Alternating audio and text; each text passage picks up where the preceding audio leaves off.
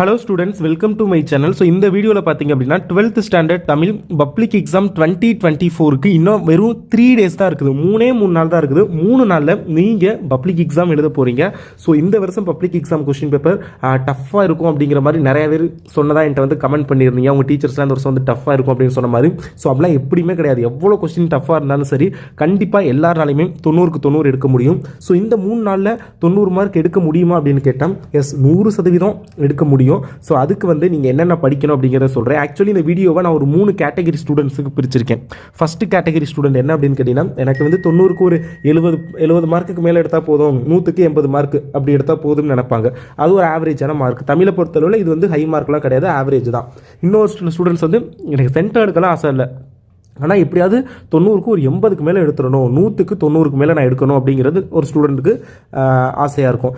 இன்னொரு category student, third type category students வந்து எப்படி இருப்பாங்க அப்படின்னு கேட்டிங்கன்னா, கண்டிப்பாக நான் சென்டம் எடுத்தே தீர்வேன், எனக்கு தமிழில் மட்டும்தான் சென்டம் வரமாட்டேங்குது, நான் மேஜர்லாம் சென்டம் எடுத்துறேன், தமிழில் சென்டம் குறைஞ்சனால தான் எனக்கு மார்க் குறையுது, ஸோ அதனால் தமிழில் சென்டம் 100க்கு 100 எடுத்தே தீர்வேன், 90க்கு 90 எடுத்தே தீர்வேன் அப்படிங்கிற ஒரு மன உறுதியோட ஒரு சில ஸ்டூடெண்ட்ஸ் இருப்பாங்க. ஸோ இந்த 3 கேட்டகரி ஸ்டூடெண்ட்ஸுக்குமே இதில் வந்து நீங்கள் என்னென்ன பண்ணணும், இந்த 3 நாளில் நீங்கள் எந்தெந்த கொஸ்டின்ஸ்லாம் படிக்கணும் அப்படின்னு கொஸ்டின் முதற்கொண்டு சொல்ல போகிறேன். அண்ட் எது இந்த சென்டம் எடுக்க நினைக்கிற ஸ்டூடெண்ட்ஸ் எதில் வந்து மார்க் அவங்களுக்கு போகும், அதுக்கு வந்து நீங்கள் எதை வந்து கரெக்டாக படிக்கணும். இந்த 80+ இருக்கக்கூடிய ஸ்டூடெண்ட்ஸு சென்டம் அளவுக்கு இல்லாட்டியும் அவங்களும் அந்த 85 அந்த 87 அந்த அளவுக்கு கூட போகலாம். ஸோ அதுக்கு நீங்கள் என்னென்ன படிக்கணும். அண்ட் இந்த 70+ எடுக்கிறாங்கல்ல, அதாவது ஒரு ஆவரேஜ் மார்க்கு. ஸோ இவங்க வந்து எதெல்லாம் இது மட்டும் படித்தா போதும் அப்படிங்கிற மாதிரி இவங்களுக்கு பர்டிகுலர் கொஸ்டின்ஸ் மட்டும் சொல்ல போகிறேன்.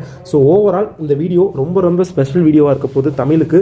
இந்த 3 நாளில் நீங்கள் படிக்கிறது இது வரைக்கும் நீங்கள் வந்து half yearly, quarterly, revision exam இது வரைக்கும் நீங்கள் எடுக்காத மார்க்கை இந்த பப்ளிக் எக்ஸாமில் நீங்கள் எடுக்க போகிறீங்க அப்படின்னு ஃபஸ்ட்டு உங்கள் மைண்டில் ஃபிக்ஸ் பண்ணிக்கோங்க. நான் இது வரைக்கும் நான் 80 தாண்டினதே இல்லை, இந்த பப்ளிக் எக்ஸாமில் நான் நிச்சயம் 80 மார்க்கு தாண்டுவேன், நான் இது வரைக்கும் 90 மார்க்கு தாண்டினது இல்லை 100க்கு, நான் அந்த பப்ளிக் எக்ஸாமில் நிச்சயம் 90க்கு மேலே தான் எடுப்பேன் அப்படின்னு ஒரு மைண்ட் வந்து ஃபிக்ஸ் பண்ணிக்கோங்க. இப்போ நான் சொல்கிறத வந்து கவனிங்க. ஸோ நீங்கள் கண்டிப்பாக 90க்கு மேலே எடுக்க முடியும், 100க்கு 90க்கு மேலே எடுக்க முடியும். ஸோ 90க்கு 80க்கு மேலே எல்லாராலையும் எடுக்க முடியும். ஸோ அதுக்கு இந்த வீடியோ ரொம்ப யூஸ்ஃபுல்லாக இருக்க போகுது. அண்ட் 12th ஸ்டூடெண்ட் இன்னும் நம்ம சேனலை சப்ஸ்கிரைப் பண்ணலாட்டி மறக்காமல் சப்ஸ்கிரைப் பண்ணிக்கோங்க. அப்போ தான் நான் போடுற வீடியோஸை உங்களால் மிஸ் பண்ணாமல் பார்க்க முடியும். அண்ட் சப்ஸ்கிரைப் பண்ணதோட இந்த வீடியோக்கு ஒரு லைக் பண்ணிட்டீங்கன்னா எனக்கு ரொம்ப யூஸ்ஃபுல்லாக இருக்கும். ஸோ வீடியோக்கு லைக் பண்ணிடுங்க. அண்ட் வாங்க வீடியோக்குள்ளே போகலாம். அண்ட் இன்னொன்று சொல்ல மறந்துட்டேன், நம்ம வாட்ஸ்அப் குரூப் இருக்குது நம்ம சேனலுக்கு, உங்களுக்கு தெரியும்னு நினைக்கிறேன்.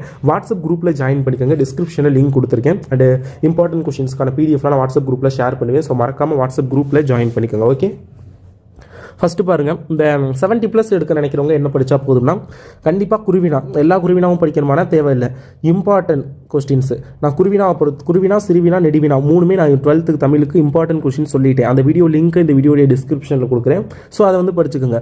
இம்பார்ட்டன்ட் குருவினா, சிறுவினா, நெடுவினா படிச்சுக்கோங்க. அடுத்து மெமரி போயம், மனப்பாட பகுதி பாடல். ஸோ அதை வந்து நல்லா பார்த்துக்கோங்க, ரொம்ப இம்பார்ட்டன்ட். அடுத்து திருக்குறளில் வந்து மனப்பாட பகுதி திருக்குறள் எதுவோ அதெல்லாம் நல்லா பார்த்துக்கோங்க. அடுத்தது பார்த்தீங்க அப்படின்னா, நெடுவினா பொறுத்தளவு ஒரு ஹிண்ட் கொடுக்குறேன் உங்களுக்கு. என்ன அப்படின்னா, கண்டிப்பாக திருக்குறள்லேருந்து ஒன்று வரும். ஸோ உங்களால் வந்து எக்ஸ்ட்ரா நெடுவினாலாம் படிக்க முடியலை அப்படின்னா அட்லீஸ்ட் செய்யுள்ள திருக்குறளை மட்டும் அதை நல்லா படிச்சுக்கோங்க. ஒரு 4 நெடுவினா இருக்கும், அதை நல்லா படிச்சிட்டிங்கனாவே கண்டிப்பாக அட்டன் பண்ண முடியும் ஒரு நெடுவினா செய்யுள்ள. ஸோ அதை நல்லா ஞாபகம் வச்சுக்கோங்க. அடுத்தது நீங்கள் படிக்க வேண்டியது புக் பேக் ஒன் வேர்டு. புக்குக்கு பின்னாடி பலவுள் தெரியும்னு சொல்லியிருக்கும்ல, அந்த புக் பேக் ஒன் வேர்டை மட்டும் படிங்க. உங்களுக்கு வந்து புக் இன்சைட்லாம் தேவையில்லை, அது அந்த நேரத்தில் தெரிஞ்சால் பார்த்துக்கலாம், நட்டி விட்டுறலாம். ஏன்னா உங்களுடைய டார்கெட்டுங்கிறது ஒரு 70+ தான், ஒரு 80+ மார்க் தான் 100க்கு. அப்படிங்கிறப்ப நீங்கள் வந்து இந்த முக்கியமான குருவினா, முக்கியமான சிறுவினா, முக்கியமான நெடுவினா, அப்புறம் இந்த புக் பேக் ஒன் வேர்டு, அப்புறம் மெமரி போயம், திருக்குறள், இதை மட்டும் பார்த்தாவே இந்த மார்க் வந்து உங்களால் வந்து அச்சீவ் பண்ண முடியும். இது வந்து ஃபஸ்ட்டு கேட்டகரி ஸ்டூடெண்ட்டுக்கு. உங்களுக்கு தேவையான இம்பார்ட்டன்ட் கொஷின்ஸ் எல்லாமே இந்த வீடியோடைய டிஸ்கிரிப்ஷனில் நான் லிங்க் கொடுத்துருப்பேன். மறக்காமல் செக் பண்ணி ஒவ்வொரு வீடியோவும் பார்த்து படிங்க. இது ஃபஸ்ட்டு கேட்டகரி. உங்களுக்கு ஒருவேளை நானும் ஒரு 80 மார்க் மேலே எடுக்கலாமா அப்படின்னு ஒரு எண்ணம் இருந்துச்சுன்னா கொஞ்சம் கூட யோசிக்காதீங்க. இந்த கேட்டகரி ஸ்டூடெண்ட்டுக்கு நான் சொல்கிற டிப்ஸை ஃபாலோ பண்ணுங்கள். ஏன்னா இவங்க 2 பேருக்கும் ஒரு சின்ன டிஃப்ரெண்ட் தான். இவங்க வந்து அது என்னென்னு நான் சொல்கிறேன். இவங்க 2 பேருக்கு சின்னோட டிஃப்ரெண்ட் தான். ஸோ அதனால் உங்களுக்கும் ஒரு 80 மார்க் மேலே எடுக்கணும்னு ஆசை இருந்துச்சுன்னா நீங்கள் இதையும் பண்ணுங்கள்.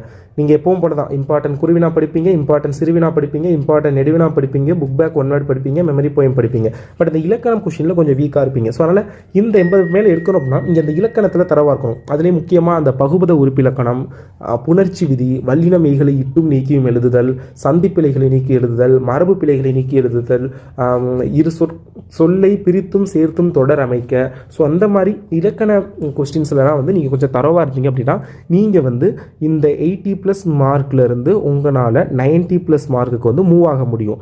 ஸோ அதுக்கு நீங்கள் அந்த இலக்கணத்தில் கொஞ்சம் ஸ்ட்ராங்காக இருந்துங்க. அப்போ நீங்கள் உங்களுடைய மார்க் வந்து 80+ எடுத்தால் போதும்னு நினச்சிங்க அப்படின்னா ஃபஸ்ட் இதை படிங்க. அதுக்கப்புறம் டைம் இருந்துச்சுன்னா இலக்கணத்தில் கொஞ்சம் ஸ்ட்ராங்கானீங்கன்னா கூட இந்த 80+ங்கிறது 90+ஆக மாறும். ஸோ அதனால் இந்த 2 கேட்டகரி ஸ்டூடெண்ட்ஸ் இதை வந்து நல்லா ஃபாலோ பண்ணிக்கோங்க. அடுத்தது 3rd கேட்டகரி ஸ்டூடெண்ட்டு. ஸோ உங்களுக்கு பாருங்கள், நீங்கள் என்னென்ன படிக்கணும் அதாவது நீங்கள் வந்து ஆசைப்பட்டது ஒன்றும் 70+ஓ 80+ஓ அந்த மாதிரி கிடையாது.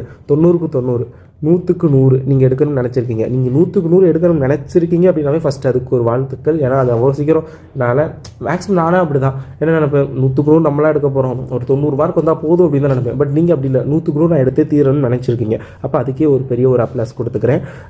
நீங்கள் என்ன படிக்கணும்னா சேம் இம்பார்ட்டன்ட் குருவினா படிச்சிருங்க, இம்பார்ட்டன்ட் சிறுவினா படிச்சிருங்க, இம்பார்ட்டன்ட் நெடுவினா கண்டிப்பாக படிக்கணும். அடுத்து மனப்பாட பகுதி பாடல், மனப்பாட திருக்குறள் அதெல்லாம் நல்லா படிக்கணும். நீங்கள் இன்னொன்று படிக்கணும், அதெல்லாம் நான் என்னென்னு சொல்கிறேன். அதுதான் அந்த சென்டத்துக்கும் பாருங்கள், இந்த 90+ங்கிறப்போ 95 வச்சுக்கோங்க. ஆனால் இங்கே 100க்கு 100 எடுக்கிறீங்க. அப்போ இது ரெண்டுக்கும் என்ன டிஃப்ரெண்ட்டு, அவங்க ஒரு சின்ன மார்க் தான் டிஃப்ரெண்ட்டு. ரெண்டுக்கும் இப்போ ஒரு 97 எடுத்துருக்காங்க கூட வச்சுக்கோங்க. நீங்கள் 100 அப்போ ஒரு 3 மார்க் தான். இந்த 3 மார்க்குக்கு நீங்கள் என்னென்ன படிக்கணும் அப்படிங்கிறது தான் இம்பார்ட்டன்ட். ஏன்னா நீங்கள் நினச்சது சென்டம், அப்போ அதுக்கு என்னென்ன படிக்கணும் அப்படிங்கிறத நான் சொல்கிறேன். புக் பேக் 1 வேர்டு கண்டிப்பாக படிக்கணும். அவங்க புக் பேக் 1 வேர்டு படித்தா போதும். ஏன்னா 14 1 வேர்டு உங்களுக்கு வருது. இந்த 14 1 வேர்டில் வந்து ஒரு 10லேருந்து ஒரு 12 கொஷின் புக் பேக் கேட்பாங்க. கண்டிப்பாக ஒரு 2லேருந்து 4 கொஷின் புக் இன்சைடு கேட்பாங்க.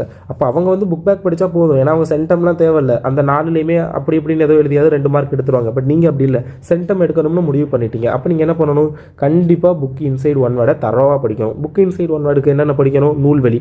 ஒவ்வொரு லெசனுக்கு முன்னாடியும் நூல்வெளி அப்படின்னு போட்டுருக்கும். அதெல்லாம் வந்து நீங்கள் மனப்பாடமாக படிக்க வேணாம். ஏன்னா 1 வேர்டு தான் ஆப்ஷன் கொடுத்துருப்பாங்க. நீங்கள் அதை ஒரு வாசிச்சு பாருங்கள். ஒரே ஒரு தடவை ஒரு பேரா இருக்குதுன்னு வச்சுக்கோங்க, அந்த மாதிரி ஒரு பேரா இருக்குது நூல்வெளின்னு போட்டு இதை ஸ்டார்டிங்லேருந்து எண்டிங் வரைக்கும் ஒரு தடவை ரீட் மட்டும் பண்ணுங்கள். எதுவுமே பண்ணலாம், ஒரே ஒரு தடவை ரீட் பண்ணுங்கள். கண்டிப்பாக சொல்கிறேன், இந்த 3 நாள் தானே நீங்கள் எக்ஸாமில் உட்காரையில் அதுலேருந்து ஒரு கொஸ்டின் வந்துச்சுன்னா ஆப்ஷன் பார்க்கலே தெரியும். ஆமாம், இது நம்ம ரீட் பண்ணல, இது நம்ம ரீட் பண்ணமே, இந்த வார்த்தை நம்ம வாசிச்ச ஞாபகம் வரும். அப்போ நீங்கள் அதை அட்டென்ட் பண்ணலாம். ஸோ நீங்கள் ஒன்றும் பண்ண தேவையில்ல, ரீட் மட்டும் பண்ணுங்கள் நூல்வெளியை.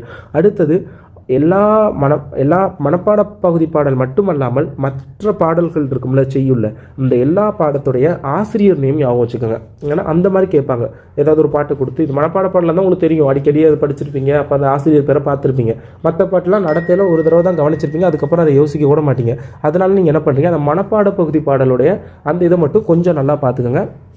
மனப்பாட பகுதி பாடலுடைய ஆசிரியர் பேர் மட்டும் இல்லாமல் மற்ற பாடல்களின் ஆசிரியர் பேரையும் நல்லா பார்த்துக்கோங்க. அடுத்து ஒவ்வொரு செய்யுள் பாட்டுக்கு கீழேயும் சொல்லும் பொருளும்னு இருக்கும். சொல்லும் பொருளும்.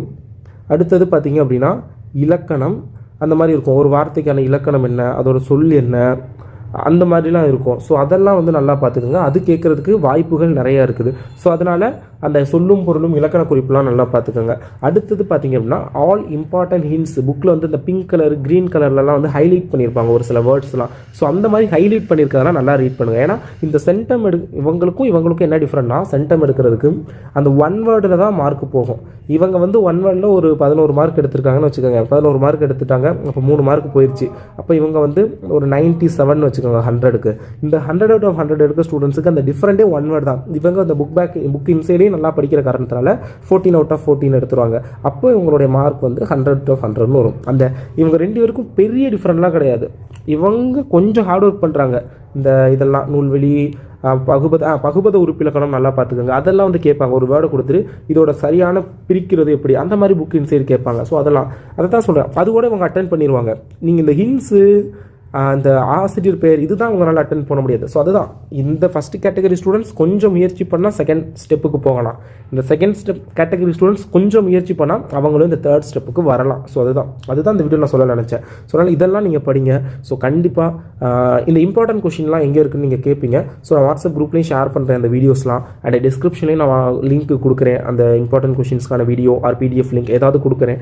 மறக்காமல் அதை செக் பண்ணி பாருங்கள். அண்ட் டெஃபினெட்லி இந்த 3 டேஸில் உங்களால் 90 மார்க் எடுக்க முடியுமானா, yes 3 days equal to 90 mark confirm தான். அது கன்ஃபார்ம் எடுக்க முடியும். அதுக்கு இப்போ நான் சொன்னது எல்லாத்தையும் நல்லா படிங்க.